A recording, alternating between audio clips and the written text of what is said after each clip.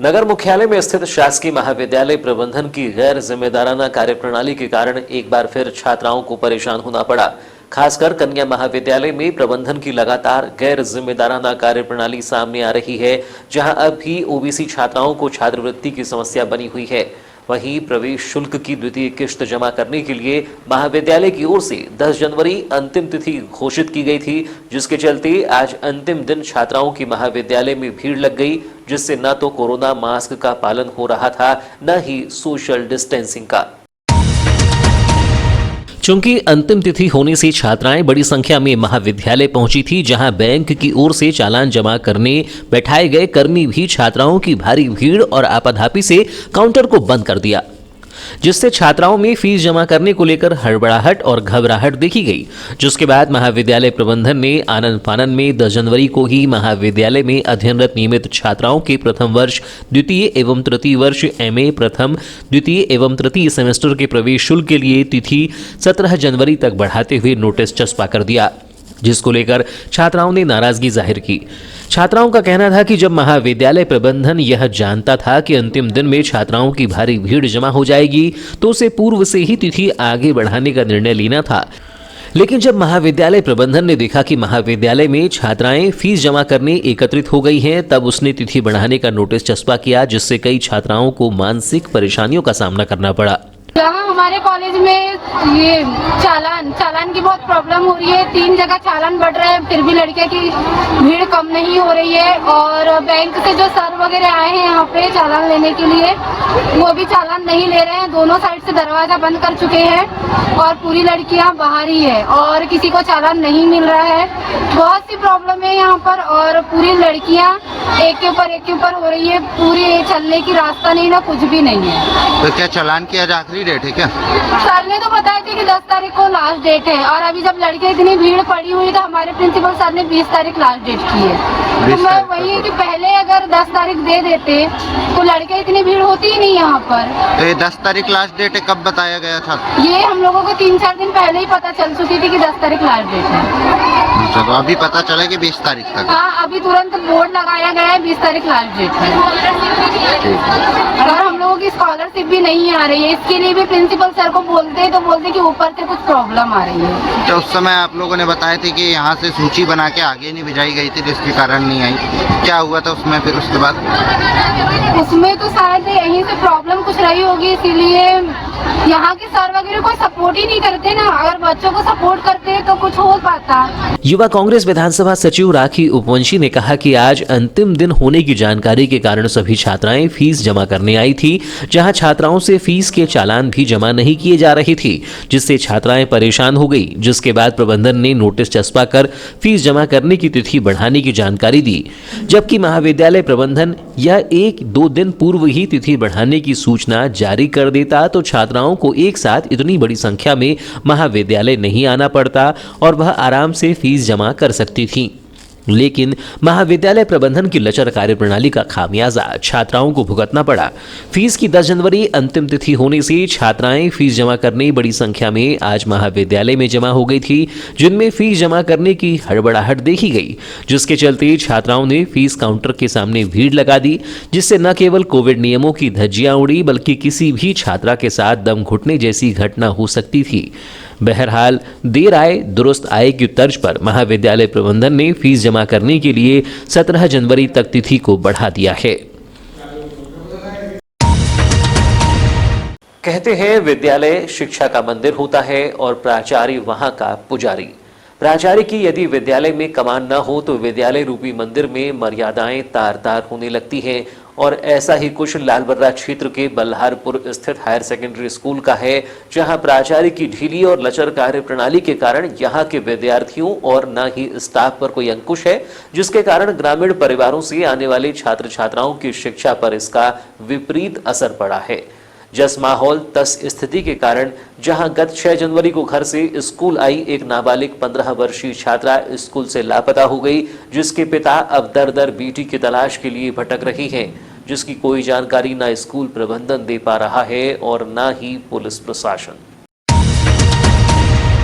सूत्रों की माने तो स्कूल से घर नहीं लौटी के बारे में जब परिवार ने पता किया तो पता चला कि एक दिन पहले ही स्कूल के एक छात्र के मोबाइल नंबर से उस लड़की को एक लड़के से बात करते हुए शाला की एक शिक्षिका ने पकड़कर प्राचार्य के सामने लड़की सहित वह मोबाइल पेश किया था, जिसको स्कूल प्राचार्य ने गंभीरता से नहीं लिया और दूसरे दिन अर्थात 6 जनवरी को छात्रा स्कूल में बैग रखकर कहीं लापता हो गई। जब स्कूल छूटने के बाद छात्रा घर नहीं पहुंची तो चिंतित परिवार स्कूल पहुंचा, जहां उसका बैग तो मिला पर वह नहीं मिली।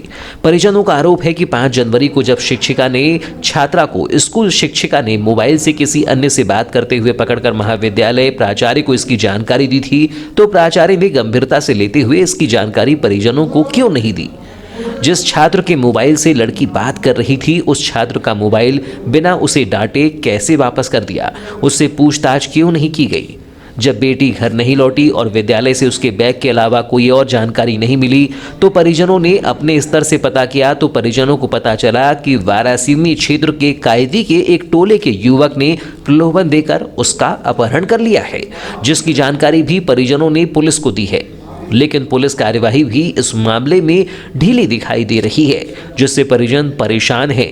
परिजन में पिता का कहना है कि उसकी बेटी नाबालिग है, वह किसी के प्रलोभन में आ गई और उसका किसी युवक ने अपहरण कर लिया है, जिसके बारे में पुलिस को इसकी जानकारी भी दी गई। अब पुलिस उसकी साइबर सेल से लोकेशन पता कर अपहरत बेटी से हमें मिलाए। दूसरी ओर एक स्कूल में जिम्मेदार प्राचार्य और स्टाफ की गैर जिम्मेदाराना कार्यप्रणाली की एक और जानकारी सामने आ रही है, जिसमें 9 वर्ष की पार्टी में स्कूल में छात्र छात्राओं का धूम्रपान करता हुआ एक वीडियो सोशल मीडिया पर वायरल हो रहा है। अपहरत लड़की के पिता ने भी उस वीडियो की पुष्टि करते हुए बताया है कि यह वीडियो स्कूल की कक्षा में ही बनाया गया है। ग्राम पंचायत प्रधान खीमराज हरिनखेड़े के साथ ही पीड़ित पिता और ग्रामीणों ने आज जिला प्रशासन और जिला शिक्षा अधिकारी के नाम ज्ञापन सौंपकर विद्यालय से निष्क्रिय प्राचार्य आरसी बरले को हटाने के साथ ही स्कूल में बढ़ रही अवैधानिक गतिविधियों पर अंकुश लगाने, स्कूल से लापता छात्रा की तलाश करके अपहरणकर्ता के चंगुल से सकुशल वापस लाने की मांग की गई है। डीओ साहब से मुलाकात हम लोग इस बाबत आए थे कि हमारे बल्हारपुर में जो हायर सेकेंडरी स्कूल है और वहाँ पर जो प्रभारी प्राचार्य हैं श्री आरसी बरले जी, उनकी वहाँ कोई कमांडिंग नहीं है, अनुशासन है ही नहीं दिख रहा था। तो हम लोग ग्रामवासियों के साथ में आज घर पर मिलने आए कि जहाँ पर बच्चे शिक्षा लेने के लिए जाते हैं वहाँ पर वो क्लास लग नहीं रही है और बच्चे पूरे बाहर खेलते हैं और कई सारी वहाँ पर अश्लील टाइप की हरकतें भी अंदर क्लास में होती है जो उनके नॉलेज में रहती है, फिर भी वो लोग स्टाफ के लोग कुछ कर नहीं पाते। तो इन बातों को लेकर के हम लोग आज कलेक्टर साहब और डीओ साहब से मिलने आए। कुछ वायरल हुआ था बोल रहे हो? हाँ, एक वीडियो वायरल हुआ था तो साहब को हमने बोले कि इस समय जब आप जांच में आएंगे तब आपको दिखा देंगे। क्या धूम्रपान कर रहे थे बच्चे? वो नया वर्ष मनाने के लिए ऐसा मतलब जानकारी में आया कि नया वर्ष मनाने के सब इकट्ठे हुए थे क्लास में ही बैठ के, और उसमें उनके नॉलेज में था जो स्टाफ है वहाँ पर उनको, लेकिन उन्होंने रोका नहीं। उनको जानकारी थी सब? उनको जानकारी थी, ऐसा उन्होंने आरसी बरले ने हमको बताया। हमने बोला ना कि भाई स्कूल में ये सब क्या हो रहा है। आप लोग क्या चाहते हैं? हम लोग चाहते हैं कि वहाँ से जो आरसी बरले जी है वो वहाँ से हटे और प्रशासन जो वहाँ का शिक्षा प्रशासन है वो ठीक से रहे और बच्चों का भविष्य अच्छा बने। अभी क्या कब से पदस्थ है वो और कितना नुकसानदायक पूरा बच्चों के लिए? वो लगभग 4 वर्ष से पदस्थ हैं और 4 वर्ष में ना कोई वहाँ से अच्छा कोई रिजल्ट आ रहा है और आए दिन वहाँ पर जो है अनुशासन भंग होते जा रहा है। वो मतलब हाई स्कूल के प्राचार्य के वो मिडिल स्कूल के क्या? वो एक साल एक परिसर में सीनियरिटी के आधार पर उनको जो है वो हायर सेकेंडरी स्कूल का प्रभारी प्राचार्य बनाया गया है। और लोग तो मिडिल के है बोल रहे हैं ना, तो कैसे? तो मिडिल के हैं लेकिन अब वो उनका अपना जो भी सीनियरिटी के हिसाब से यहाँ से 10 जनवरी को कलेक्ट्रेट कार्यालय में महामहिम राज्यपाल के नाम सौंपे गए ज्ञापन के माध्यम से कांग्रेस ने लगातार हो रही असमय वर्षा से धान, चना, गेहूं, मूंग, तुअर, अरसी और सरसों की फसलों के नुकसान को देखते हुए किसानों के हित में तत्काल किसानों के खेतों में सर्वे कराकर उन्हें राहत राशि दिलवाए जाने, देरी से हुई धान खरीदी की तिथि को 31 जनवरी तक बढ़ाए जाने की मांग की गई है। ब्लॉक अध्यक्ष श्याम पंजवानी ने कहा कि असमय अतिवर्षा से किसानों के खेतों में लगी फसल को भारी नुकसान पहुंचा है। चूंकि कृषक का जीवन यापन कृषि से ही जुड़ा है, जिससे फसलों के नुकसान से उसे काफी आर्थिक संकट पहुंचा है, जिसे देखते हुए सरकार तत्काल किसानों के खेतों में फसल नुकसानी का सर्वे कराकर उन्हें राहत राशि या मुआवजा दिलवाए ताकि किसानों को राहत मिल सके। उन्होंने कहा कि प्रतिवर्ष 1 नवंबर से समर्थन मूल्य में धान खरीदी होती थी, लेकिन प्रदेश सरकार ने इस वर्ष धान खरीदी की तैयारियों को देरी से प्रारंभ किया, जिसके कारण देरी से धान खरीदी प्रारंभ की गई। उन्होंने कहा कि प्रदेश की शिवराज सरकार हमेशा से ही किसानों के साथ छलावा करते आ रही है। इस वर्ष भी देरी से खरीदी प्रारंभ की गई और अंतिम तिथि को पूर्ववत ही रखा गया। जब देरी से खरीदी प्रारंभ की गई तो तिथि को आगे बढ़ाना था, लेकिन सरकार किसानों की उपज नहीं खरीदना चाहती है। हमारी मांग है कि यदि प्रदेश की सरकार किसान हितैषी है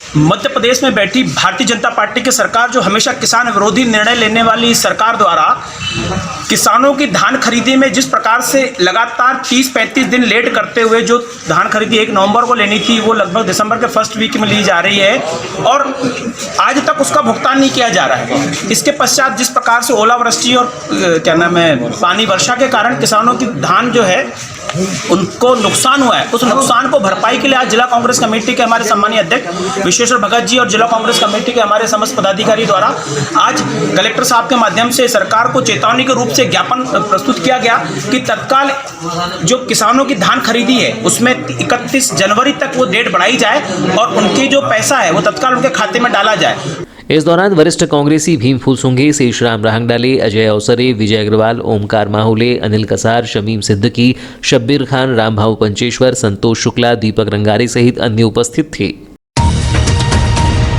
कोरोना के बढ़ते मामलों के बाद जिला प्रशासन कोरोना नियमों के पालन को लेकर सख्त हो गया है, जहां जगह जगह रोको टोको अभियान के माध्यम से कोरोना नियमों के पालन में मास्क की अनिवार्यता को लेकर कार्यवाही की जा रही है। वहीं सुरक्षा की दृष्टि से दोपहिया वाहन चालकों को हेलमेट लगाकर ही वाहन चलाने के नियमों का पालन करवाने के लिए विगत दिनों कलेक्टर डॉक्टर गिरीश कुमार मिश्रा द्वारा कलेक्ट्रेट आने वाले कर्मचारियों और अन्य लोगों को हेलमेट और मास्क लगाने के निर्देश जारी किए गए थे, लेकिन देखने में आ रहा है कि कलेक्ट्रेट कर्मचारी ही इसका उल्लंघन कर रहे हैं, जिसके चलते आम लोग भी बिना हेलमेट और मास्क के कलेक्ट्रेट जा रहे हैं। जबकि विगत दिनों ही आरटीओ द्वारा कार्यवाही किए जाने के बाद भी कलेक्ट्रेट आने वाले कर्मचारियों और लोगों में सुधार नहीं होने पर एक बार फिर कलेक्टर और आरटीओ के निर्देश पर यातायात विभाग ने कार्यालय समय पर कलेक्ट्रेट के सामने बिना हेलमेट और मास्क के आ रहे कर्मचारियों पर कार्यवाही की। एक जानकारी के अनुसार यातायात अधिकारी शैलेंद्र यादव और हमरा स्टाफ के बिना हेलमेट कार्यालय आ रहे 25 कर्मचारियों पर 250 रुपये प्रति वाहन चालक जुर्माना कार्यवाही कर लगभग 6,250 रुपये का जुर्माना वसूला गया। यातायात अधिकारी शैलेंद्र यादव ने बताया कि कलेक्टर साहब और आरटीओ साहब के निर्देश पर आज कलेक्ट्रेट के सामने बिना हेलमेट आने वाले 25 कर्मचारियों पर जुर्माना कार्यवाही की गई और हेलमेट और मास्क लगाने की समझाइश दी गई। उन्होंने कहा कि ये कार्यवाही सतत जारी रहेगी। श्रीमान कलेक्टर महोदय के आदेश पर आरटीओ एवं थाना यातायात के द्वारा कलेक्ट्रेट परिसर के बाहर वाहन चेकिंग की जा रही है। जो भी शासकीय कर्मचारी या अन्य व्यक्ति मतलब कलेक्ट्रेट में अंदर जा रहे हैं तो उनको जो विदाउट हेलमेट है उन पर चालानी कार्रवाई की जा रही है एवं हिदायत दी जा रही है कि आइंदा अगर पुनः पुनरावृत्ति करेंगे तो डबल फाइन किया जाएगा। सर क्या कंटिन्यू कार्रवाई चलेगी या आज? नहीं, प्रयास किया जाएगा कि कंटिन्यू कार्रवाई चले। अब तक ऐसे कितने कर्मचारी पकड़ा गए कलेक्टर कार्यालय पर जो बिना हेलमेट? करीब 25 से 30 लोग अभी ऐसे हैं जिन पर बिना हेलमेट पाए जाने पर चालानी कार्रवाई की गई है। कितनी चालानी कार्रवाई जी? कितनी चालानी कार्रवाई की गई है? 6,250। 25 कर्मचारियों पर 250 के हिसाब से 6,250। युवाओं को रोजगार उपलब्ध करवाने और आगामी 12 जनवरी को भोपाल में मेगा रोजगार मेले के आयोजन को लेकर शासन के निर्देशानुसार कलेक्टर डॉक्टर गिरीश कुमार मिश्रा के निर्देश पर जिले के अग्रणी शासकीय जटाशंकर त्रिवेदी स्नातकोत्तर महाविद्यालय में रोजगार मेले का आयोजन किया गया था, जहां कोरोना नियमों में मास्क का उल्लंघन देखा गया। कई लोगों ने मास्क नहीं लगा रखा था। आजीविका मिशन जिला परियोजना प्रबंधक शासन और जिला प्रशासन के निर्देशानुसार युवाओं को रोजगार दिलाने की मंशा से आज महाविद्यालय में रोजगार मेले का आयोजन किया गया, जिसमें 25 कंपनियों ने अपनी सहमति दी है, जिसमें मैन्युफैक्चरिंग, मैन पावर, सिक्योरिटी सहित अन्य कंपनियां हैं, जिसमें रोजगार के लिए युवाओं से ऑनलाइन आवेदन मंगाए गए हैं, जिनके प्रतिनिधि रोजगार के इच्छुक युवाओं से संपर्क में हैं। उन्होंने बताया कि जिला स्तर पर ही रोजगार मेले का आयोजन किया गया है ताकि युवाओं को उनकी इच्छा के अनुसार रोजगार मिल सके। इसका मुख्य उद्देश्य जो है वो रोजगार दिवस शासन के निर्देशानुसार दिनांक 12 जनवरी को प्रदेश स्तर पे समस्त जिलों पे रोजगार दिवस का आयोजन किया गया है।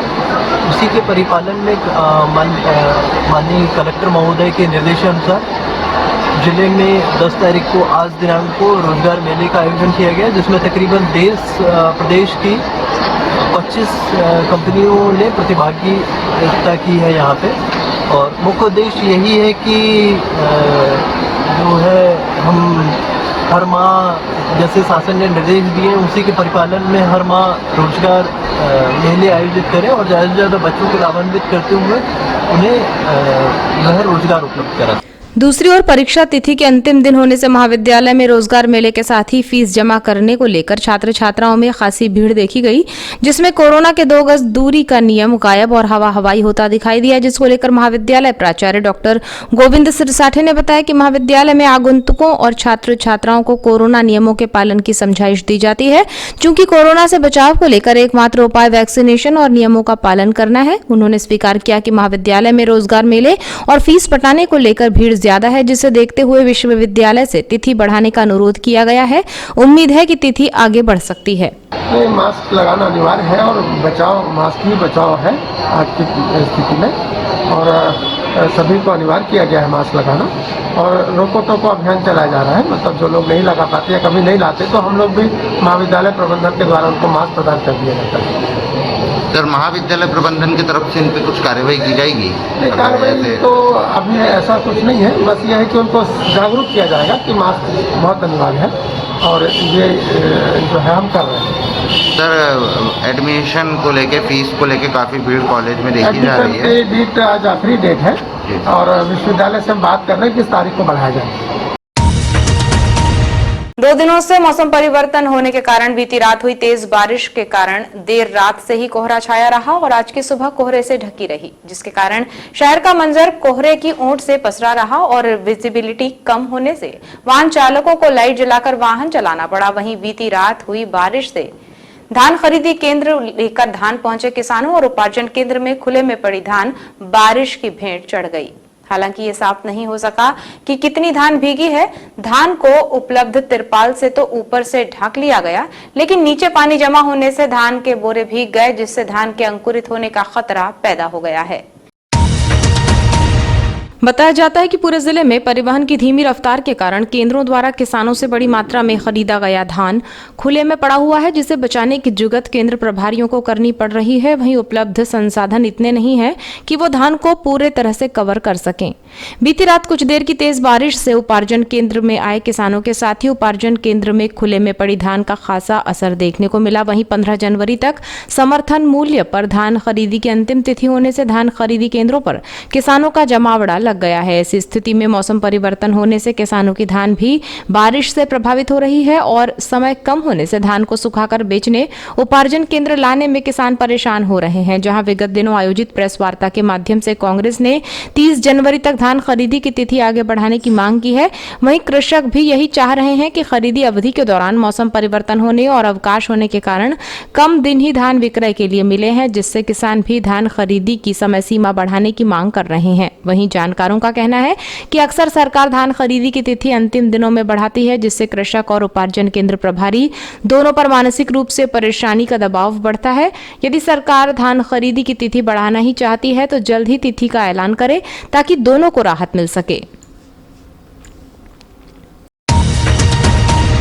समाचारों में वक्त है एक ब्रेक का, भी हाजिर होते हैं। इस ब्रेक के बाद देखते रहिए BTV न्यूज।